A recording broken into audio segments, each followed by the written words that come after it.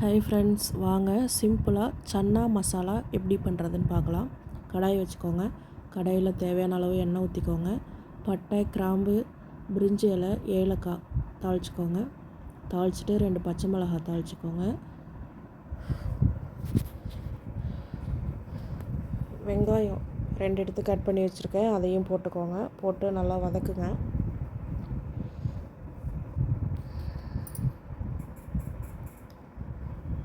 நல்லா வதங்கட்டும் ஃப்ரெண்ட்ஸ். இந்த மாதிரி ஒரு டைம் சன்னா மசாலா செஞ்சு பாருங்கள். சிம்பிளாக தான் இருக்கும், ஆனால் டேஸ்ட்டு சூப்பராக இருக்கும். பூரிக்கு, சப்பாத்திக்கு, சாதத்துக்கு எல்லாத்துக்குமே நல்லாயிருக்கும்.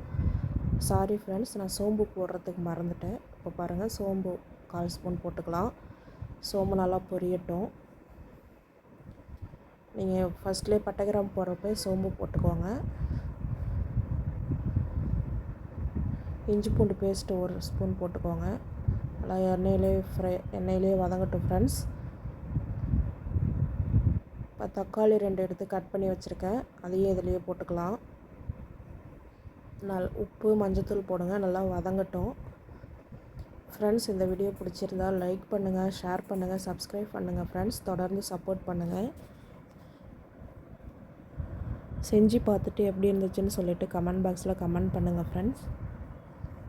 சிம்பிளாக தான் இருக்கும், ஈஸியாக டக்குன்னு செஞ்சிடலாம். பாருங்கள், நல்லா வதக்கியாச்சு.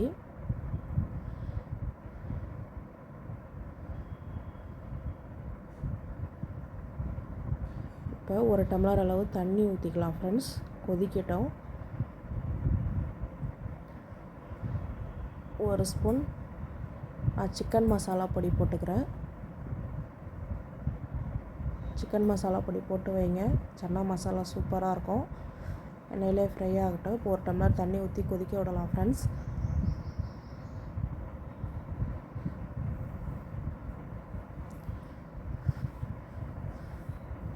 வெள்ளை கொண்டக்கடலை நைட்டு ஊற போட்டு குக்கரில் 5 விசில் விட்டு இறக்கி வச்சுருக்கேன் ஃப்ரெண்ட்ஸ். பாதி மிக்சியில் போட்டு நல்லா கொரகொரன்னு அரைச்சி வச்சுருக்கேன். பாதி அப்படியே போட்டுக்கலாம். பாருங்கள், பாதி இப்படியே போட்டிருக்கேன். நல்லா கொதிச்சிருச்சு. இப்போ மிக்சியில் போட்டதை எடுத்து போட்டுக்கலாம். தண்ணி ஊற்றாத அப்படியே கொரகொரன்னு அரைச்சி எடுத்துக்கோங்க. பாருங்கள் ஃப்ரெண்ட்ஸ், அதை நல்லா கிண்டி விடுங்க.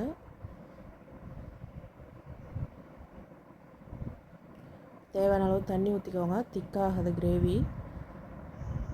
சன்னா மசாலா திக்காகுது. 1 டம்ளர் அளவு தண்ணி ஊற்றிக்கலாம். நல்லா கொதிக்கட்டும் ஃப்ரெண்ட்ஸ். கொதிச்சோடனே பாருங்கள், கிரேவி சூப்பராக இருக்கும்.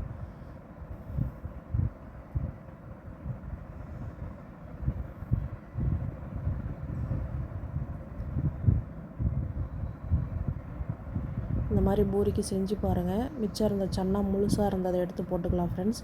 பாருங்கள், நல்லா கொதி வந்துடுச்சு. இப்போ 1 ஸ்பூன் கஸ்தூரி மெத்தி எடுத்து கையில் நல்லா க்ரஷ் பண்ணி போடுங்க. நல்லா வாசமாக இருக்கும்.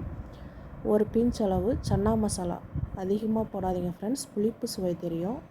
சும்மா 1/4 ஸ்பூன் மட்டும் போட்டு நல்லா கிண்டி விட்டு, இப்போது மல்லி இலை இருந்தால் மல்லி இலை கட் பண்ணி போட்டு கொதி வந்தோடனே இறக்கிடுங்க ஃப்ரெண்ட்ஸ். சூப்பரான சுவையான சன்னா மசாலா ரெடி. ஒரு டைம் மட்டும் நீங்கள் இந்த மாதிரி செஞ்சு பாருங்கள். சிம்பிளாக தான் இருக்கும், ஈஸியான வேலை. இந்த வீடியோ பிடிச்சிருந்தா லைக் பண்ணுங்கள்.